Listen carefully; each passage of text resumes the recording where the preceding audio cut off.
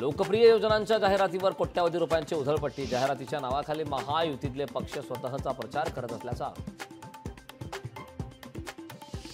लाडकी बहीण योजनेच्या जाहिरातीवर विना परवानगी फोटो छापणं। आमदार सिद्धार्थ शिरोळेंच्या अंगलट पोस्टरवरून पोस्टर वुमन महिलांची पोलिसात तक्रार। शिरोळेंकडून जाहिरातदारांकडे बोट।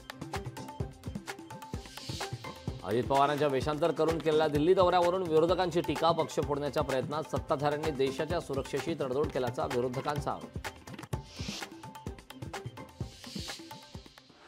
अजून मूठ झाकलेली आहे, ती उघडायला लावू नका, नाहीतर पवार साहेबांना त्रास होईल। राष्ट्रवादीत काय काय झालं हे सांगायला लावू नका। चित्रा वाघ यांचा शरद पवारांवर हल्ला बोल। चित्रा वाघ यांच्या आरोपामुळे राजकीय वर्तुळात चर्चा। पॅरिस ऑलिम्पिक 2024 हॉकी स्पर्धेत आयर्लंड विरुद्ध भारत रंगला सामना। स्पर्धेत भारत 2 गोलने पुढे। काँग्रेस पक्ष अल्पसंख्याक समाजाला योग्य प्रतिनिधित्व देणार। अल्पसंख्याक समाजाला नाना पटोले यांची ग्वाही। मराठवाड्यातील इनाम देवस्थानच्या जमिनींबाबत राज्य सरकारचा मोठा निर्णय। खालसा झालेल्या वर्ग 2च्या जमिनी वर्ग 1 करण्याचा निर्णय। हल्लीच्या श्याम मानवांनी घेतली उद्धव ठाकरेंची भेट। मवियाला निवडून द्या असा प्रचार करणार असल्याचं श्याम मानवांचं विधान। उद्या नवे राज्यपाल यांचा शपथविधी। राजभवनातील दरबार हॉलमध्ये सीपी राधाकृष्णन यांचा उद्या शपथविधी।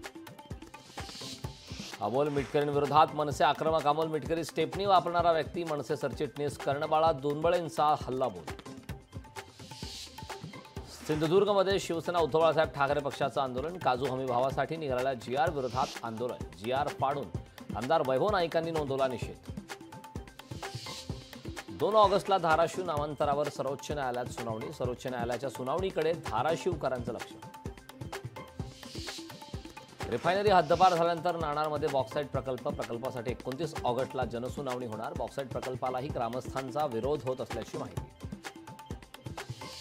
तुळजाभवानी मंदिर विकास आराखड्याला पुजाऱ्यांचा विरोध। आराखड्यातील काही बाबींवर पुजारी मंडळाचा आक्षेप। आंदोलनाची दखल न घेतल्यास तीव्र आंदोलनाचा इशारा।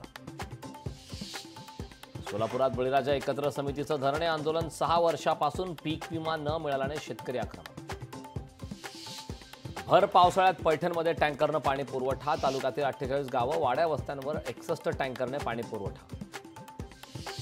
कोयना धरणातून पाण्याचा विसर्ग वाढला। धरणातून कोयना नदीपात्रात 40,000 क्युसेक वेगाने पाण्याचा विसर्ग। नदीकाठच्या गावांना सतर्कतेचा इशारा। नाशिक कृषी उत्पन्न बाजार समिती फसवणूक प्रकरणी अरुण काळे यांना अटक। नाशिकच्या पंचवटी पोलिसांनी केली कारवाई। लोकशाही मराठी ऐका, पहा, जागरूक रहा।